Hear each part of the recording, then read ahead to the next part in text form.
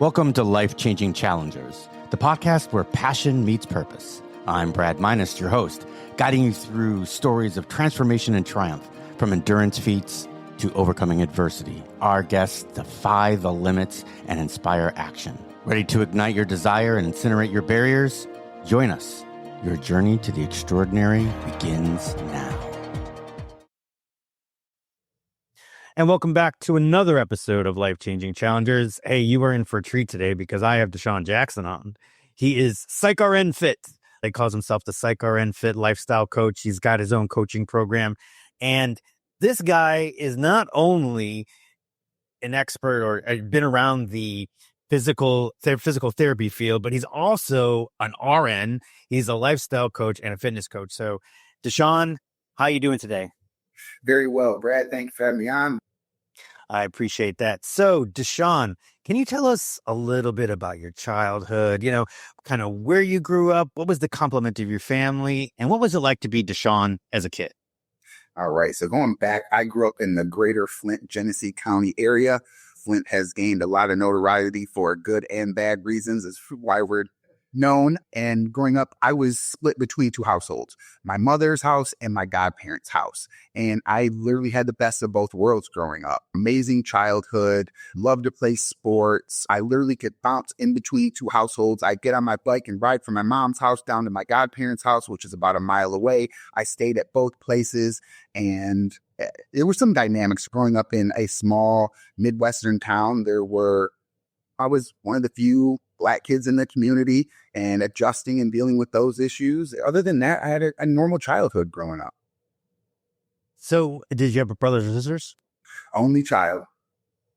You and me both, brother. I am curious because you mentioned that you were one of the few Black kids in the neighborhood, which I guess the neighborhood's probably changed since then. Yes. Yeah. So how did that affect you? Especially you're an only child. You don't have brothers and sisters to lean on. I grafted onto three brothers as I was growing up, and that kind of became my brotherhood as a young kid. But the dynamic in Mount Morris at the time, where there's relatively few African-American children in the neighborhood.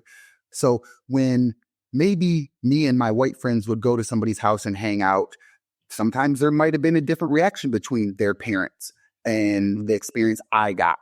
Or one of the ones I really hold on to, the town next to us, it was called Clio, really small town.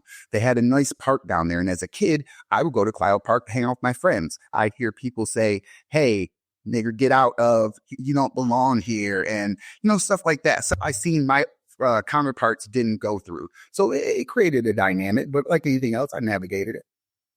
Great. I'm glad to hear that. That's a very, let's say, healthy way of looking at it. I'm just as shocked because obviously we know what's going on today, right?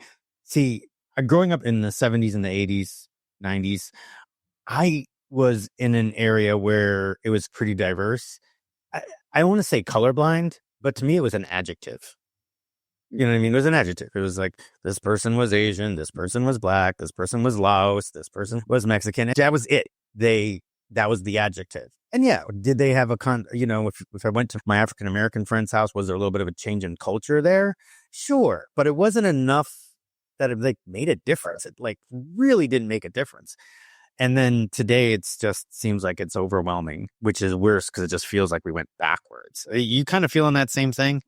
I feel like it is more prevalent in the way that we bring it up nowadays. On one hand, we'll say we want a colorblind society, but then on the other hand, we'll talk about how race affects us so predominantly in society. So I feel like we go back and forth between the two when we want to be a colorblind society versus we're saying these issues are race-related issues and they're a problem. Are you feeling any impact on that today? So for me, where it really came into play was when I came into nursing school. I was the only African-American male at that program at that time.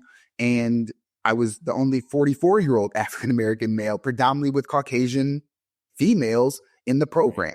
So there was some dynamics going through. For example, the one example I use is when it came time to study, the women had no problem with them clicking up to get into a group. Well, I'm a 44-year-old African-American male. I might not fit your dynamic to come over to your house and to study with. So I had to work around some things.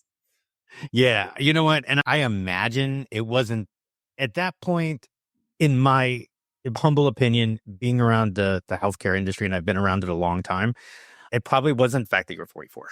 It could be, yeah, absolutely. Yeah, I think that was probably it. So let's step back a little bit. So you said you played sports. You played sports in high school? Yep. Played football growing up, wrestled for a little while, tried baseball, but I found my sport was football. I just love being able to hit people and figure out offenses. I love defensive linebackers, so that was my sport. And that was high school. Did you take that into college? I did not take it into college. Unfortunately, that's where mindset set in. I wanted to go to U of M. I knew I wanted to go to U of M. I wanted to go play football, but then I didn't have the mindset and the drive to follow through on those. So what kind of mindset did you have? I think that I thought things would just fall into place more. Way I might describe it is maybe I had more faith and less work at the time. And now my work ethic has changed. It is definitely more work focused versus faith. So at the time, I think I thought that things, I don't want to say were given to you, but you didn't have to work as hard for them. So you mentioned faith. Was that something that you grew up in? Did you grow up in the church? Grew up in the church. Mom raised me in the church, predominantly non-denominational Christian. So every Sunday, maybe Wednesday, and Bible study, we were at church. All right. So you said you wanted to go to U of M. Did you end up going there? So I did not go to U of M, but I kept it on my heart. Long story short, my godfather raised me for this passion, this love of U of M, and it stuck with me going into adulthood, a young male, always watching U of M basketball, football, going to the campus, loving the Ann Arbor area. When it became time to get into the nursing program, I knew there was one school to go to. Oh, okay. So you went and you started it somewhere, and then when you went back to nursing school, you ended up going to U of M. So what was the first school? Mott Community College for my physical therapy assistant degree. Graduated from Mott, worked for about 6 years, and then had some things happen. Had a coworker tell me, Deshaun, you need to stay in your lane. And I kind of took that personal. So I decided that I wanted to go back to nursing so I could widen my lane and my scope of practice. My godmother at the time was going through some health issues, and she was a big motivator to push me into nursing. My ex-wife at the time was a nurse, and she was kind of motivating me and pushing me into nursing. All these factors were coming together. So, okay. But you ended up not going to nursing school till you were 44. So there's a big span there. Correct. Can you tell us a little bit more about that? So stepping back into my community college, I was for sure that I was going to be a physical therapy assistant. Like, this is what I want to do. I love working with people in the physical realm. And then I found that if I had a full-time job, I had to keep it because there was no guarantee of finding another one. And that was one of the factors that also pushed me into switching into U of M for the nursing, was because I never seen a nurse out of work that didn't want to be.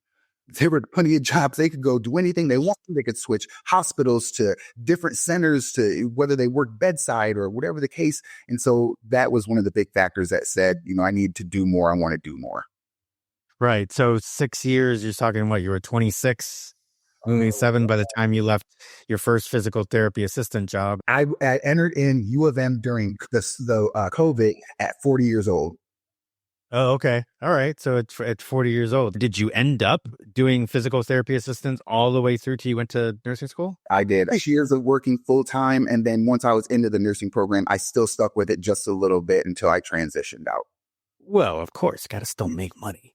That's just part of it, right? Absolutely. So tell me, so you were heavy into football. So I would assume then did you just keep your discipline of going to the gym throughout that time? I mean, you were already doing physical therapy assistance, so you're already in that field of movement, kinesiology, exercise, I imagine. Did you just keep your discipline of going to the gym? I lost it, actually. During my early 20s and 30s, it was very sporadic. I don't know what happened. I thought that you could maintain it, keep it. I just got lazy. And so I was working out every couple of years. I'd go back 30, 60, maybe 90 days, and then I'd fall off again. 3 to 4 months back, 30, 60, 90 days, fall off again. And then once I got into physical therapy assistant school, I started to stay consistent. And it's been about a 10-year run of consistency, working out, staying dedicated, and using this to help further the lifestyle brand. So let's talk about your mindset there, because that's probably the biggest thing that's going on today is people do the exact same thing that you do. Now you're 10 years in and it's a habit, you keep going. But back then, that's probably most prevalent in today's society, is that people start and they continue, and then all of a sudden they fall off just for life reasons or injury. and then it takes a while, and maybe a year later they'll try again and they'll come back. But now you've been consistent for 10 years. So can you tell us what the mindset difference was?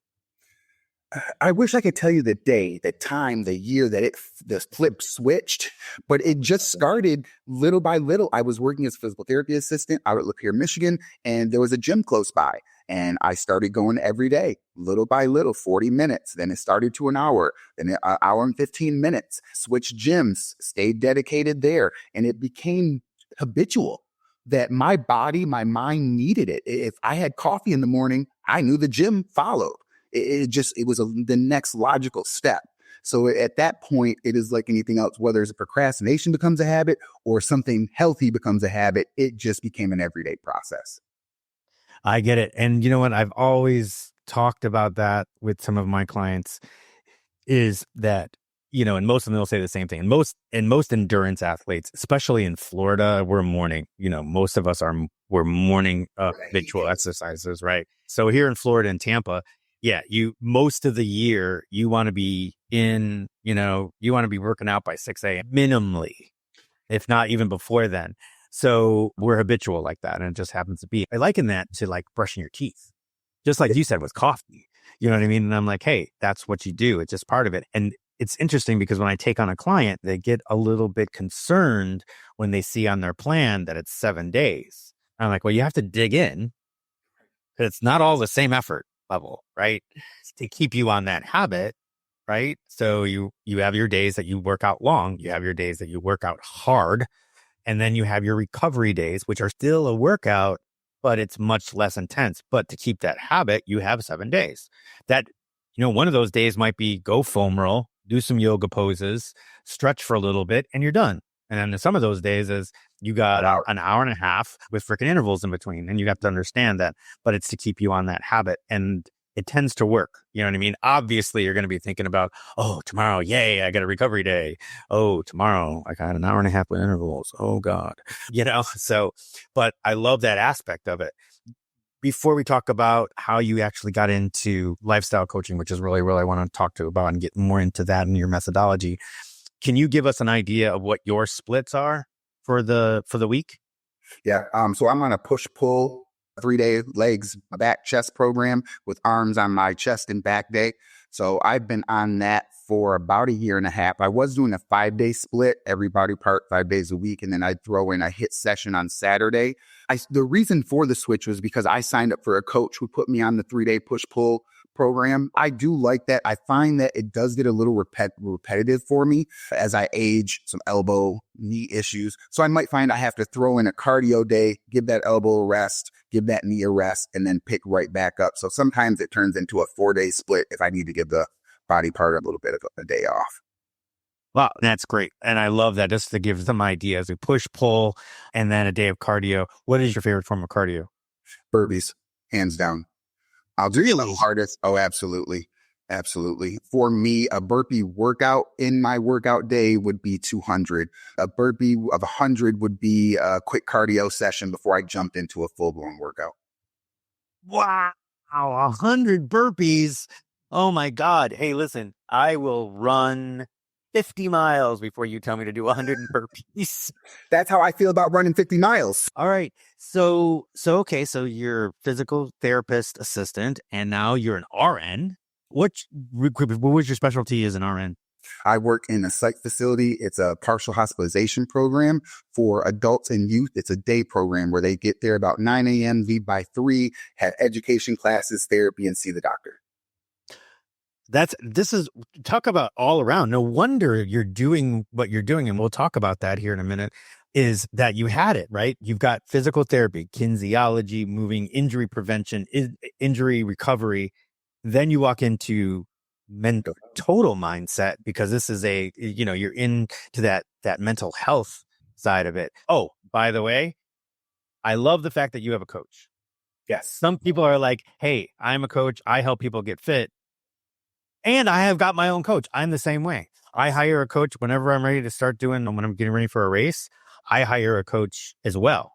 But my methodology, I know will work for me, but I also not only do I get somebody that's holding me accountable to a certain point, I don't like that ability. I feel like the accountability part should be on the athlete, but I see the reason why people would like that, why people like that accountability. But I get an education and it changes, if I use my own methodology to train myself. First of all, you get like, I'm going to go organic, right? All right. I know I need one of these days, one of these days, one of these days. So, well, maybe today we'll do this. Well, maybe today. And then it ends up being inconsistent as far as your workouts go. You'll get your workouts in, but I love the idea of challenging my body to do something different. Like I had one of my coaches was big on like speed workouts. And when usually like I only profess one speed workout a week, he had me doing like up to three with a tempo workout and then two long distance workouts, right? That was much different for me. You know what I mean? And then the way that we were doing tempo workouts, where it's like 1 mile at pace, half mile out of, off pace, and then 3 miles on pace, and then 2 miles not on pace, and then, easy.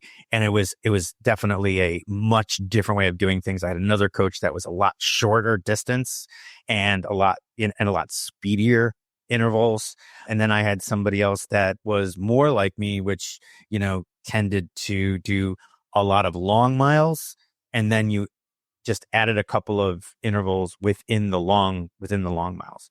So that was like much different, so, and what you mentioned was perfect. I love that. So you did a 5-day split. Now you're doing push pull, much different. So you're getting muscle confusion, which was coined by Tony Horton for a long time. And I love Tony Horton. I think he's brilliant. And I did the 90, was it P90X when it first came out? That was a blast, right? I thought it was fun. Anyway, so what got you started with helping out with clients? It was kind of like you said. I had the physical therapy assistant degree. I've worked with patients with hip replacements, knee replacements, injury prevention, muscle recovery, multiple different settings. And then working now in mental health, where predominantly I teach mindset, I teach macronutrition, I teach exercise in mental health. And it was just a combination of, you can combine this knowledge and you can do something with it. And so I find that every few years, I need to switch up careers, or I need to push the envelope a little bit, or whatever that may be. And so between PTA and nursing, there was like 6 years. Now between nursing and lifestyle, it's about 1.5 years. So I find I keep shortening the distance in between careers to up my game. Nice. Not full time. I still work as an RN and I see clients after work. Oh, sweet. Sweet. So tell us a little bit about what happens when you first get a client and then introducing them to your methodology. What does that look like? First, we start with the onboarding process. We bring you on and we talk about what your goals are and what you're trying to do and how the program can help you specifically. What do you need to do? And then wherever that, let's say it's body recomp. We're going to set you up with a program 6 days a week, 7 days a week, working on body recomp. We're going to talk about your mindset to the program. What's hindered you prior to? What's some of the blocks going into that might be that we need to discuss and work around? And what has your macronutrition look like? What's your prior exercise experience? Any injuries that we need to work around? So that's how we start the onboarding process. And within the next 2 weeks, once our client has started, we'll make some final adjustments before this is the plan we're sticking to. This is what we're going to run with for the next month, 3 months. And that's how it goes. Okay, great. What do you find is the biggest hindrance that people are coming to you with as far as not staying on the exercise program or in general? So the way I describe that is, I don't care whether their issue is related to exercise, whether it's related to macronutrition. Typically, it's all revolved around their mindset and how they're looking at whatever the obstacle is in front of them. So for me, it's their mindset. I signed up with my coach because I needed something or a motivator that I wasn't doing on my own that somebody else could help me with. So I assume they're signing up with me for the same way. There's something they couldn't stick to or have had issue with, so I need somebody to help me, because I'm going to assume that if they didn't need the help, there ain't no reason to call me. If you've been doing it yourself and you got your macronutrition dialed in, you got your exercises dialed in, most people aren't reaching out for help. So that's where I start. I need to find out where your goals are. Let's dial it in from there and get you where you need to be. So as far as macronutrition goes, what is your favorite tool that you assign your clients? For me, I would say it's the MyFitnessPal app. It is you holding yourself accountable. Are you weighing? Are you tracking? What are you putting into your mouth daily? Because what I find is if you have an issue with weight, calories in, calories out. And if I ask you, what are your macronutrition? And you can't tell me, well, you're guessing or you don't care and you just been eating blindly. So to me, we need to dial in that macronutrition. What you're putting in your mouth is essential. I love MyFitnessPal. I think it's the bomb. Does it have problems? Absolutely, it's got problems. But there's not an app out there that doesn't. It is the most populated database that you're going to be able to find. You can literally get the barcode and it'll pop everything right up there with ease. I am a big fan of MyFitnessPal. I also use another SaaS program called Training Peaks, is how I talk to my clients, how I give them their workouts. And then most people, I make them get a watch. It's a staple. It's got to happen. And everything on their watch automatically goes into Training Peaks, but is also linked into MyFitnessPal. So when they plug in their macros and their nutrition, the burned calories is also included. So it worked out, and then the only thing they really have to do is put in notes and their nutrition. Everything else is coming by the watch. So it's really great. And if they leave their watch on all the time, so it gets my sleep, it gets my HRV, it gets pretty much everything. So, and then it's all loaded into MyFitnessPal along with Training Peaks. So that, when it tells you, okay, in order for you to get your 750 or 500 calorie deficit, which is kind of like where I maintain my people do, right? Like if they're looking to lose weight, 500 to 750, I don't want them more than that because they end up going into fat hibernation after a few days of that. So I like to keep it at between 500 and 750, which I'm going to ask you about what yours is here in a minute. So if they've burnt 750 calories already and their BRM is their basal, the BMR is their basal metabolic rate is 2000. So it's 2750. So now they can look at it and go, oh, well, if I'm only supposed to do 10 fit, so I got to eat 2000 calories, right? And then with their macros. So they know that with the burn, they actually have more that they can eat. Now, those days that they don't work out or they're only doing a short workout and they only end up burning 200 calories, well, then they got 2200 calories. But at least they can see that right ahead of time. Another greatest thing about working out in the morning, because also it's already burned. So that's mine. What's your methodology on weight loss as far as using MyFitnessPal? Well, I also key them in on my Trainerize app. It connects with MyFitnessPal, so it will when they log into Trainerize, they can put everything into, and it's connected to MyFitnessPal. So I can see their MyFitnessPal, I can see their workouts on my Trainerize app and everything that they're loading or putting in. So what's the question again? Oh, it's just your methodology on weight loss.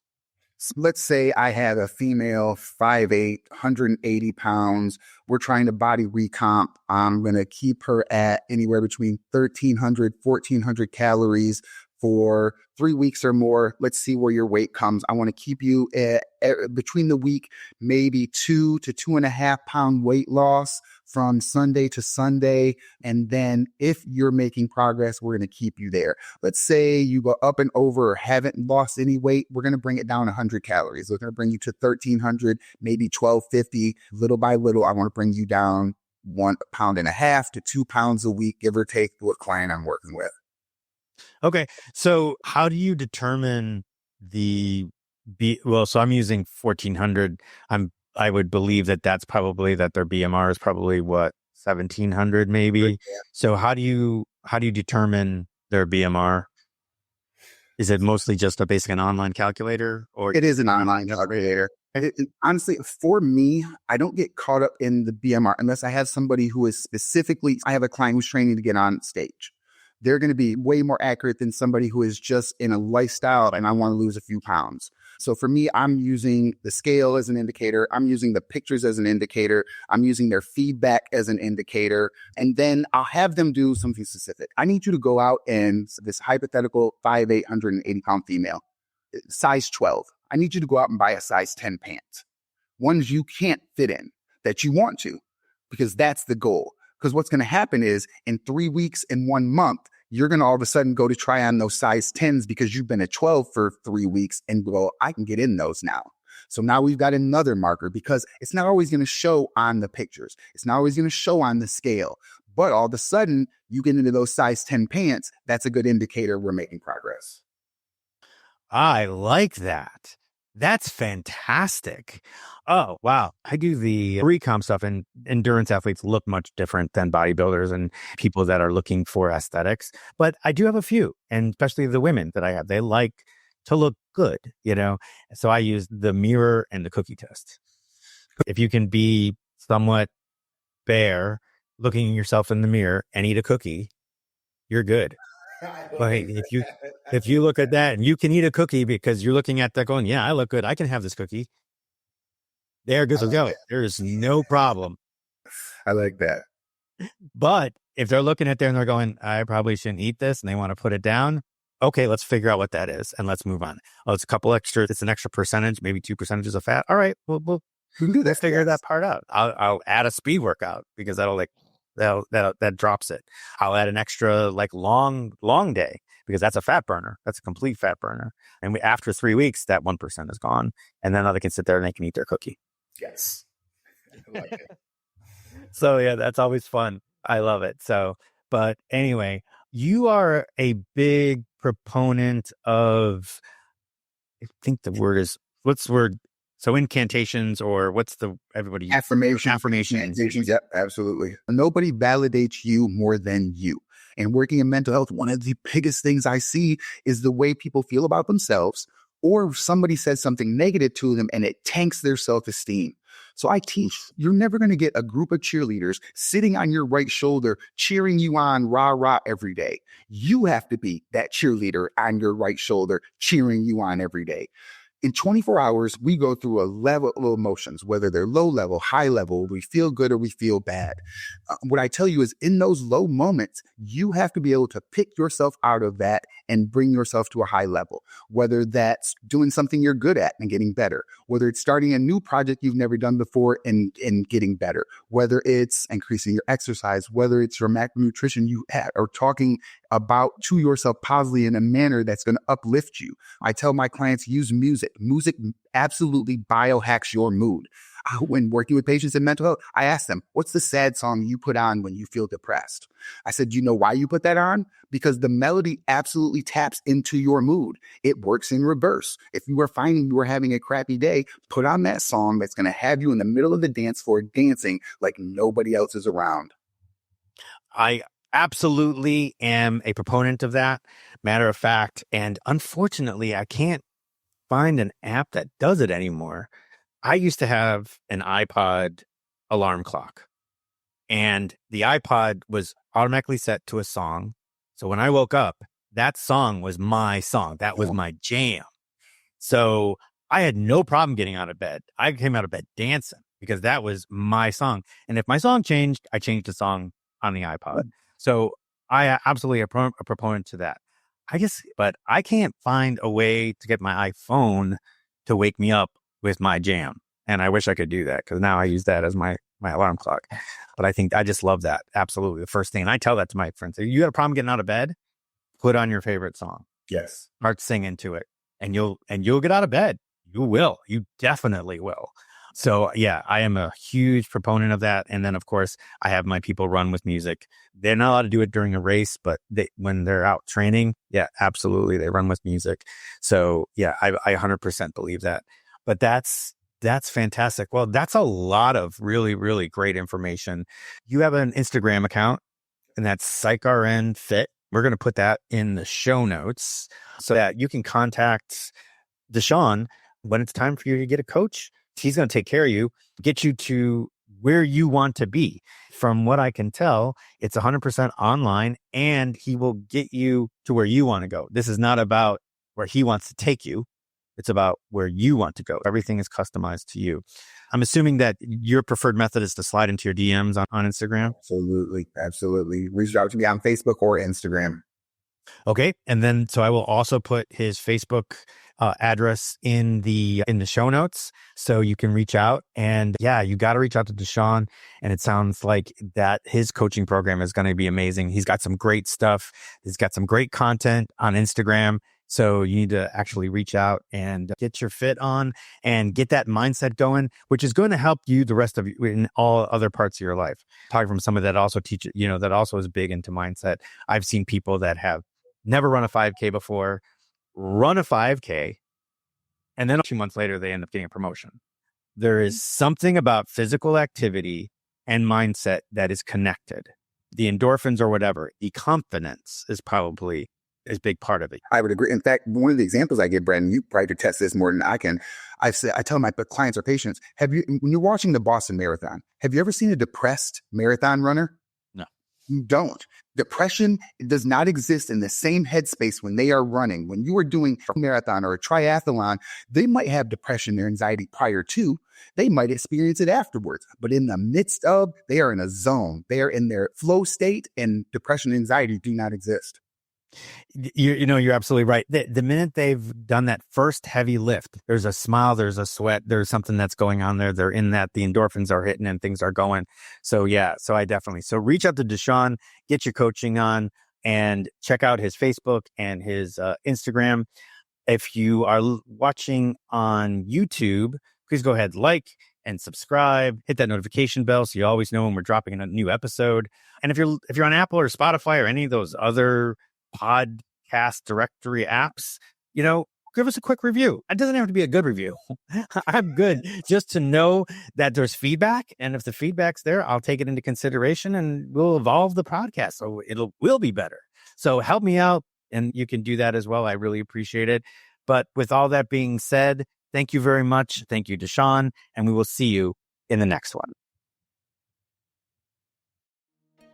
Well, that wraps up another episode of Life-Changing Challengers. I'm your host, Brad Minus, saying thank you for joining us on this journey of transformation. If today's stories inspired you, please take a moment to review, share, and follow us on your favorite podcast platform. Your support helps us reach more listeners and create an even bigger impact. Remember, every challenge is a chance to grow. Until next time, keep pushing, keep challenging, and never stop pursuing your extraordinary.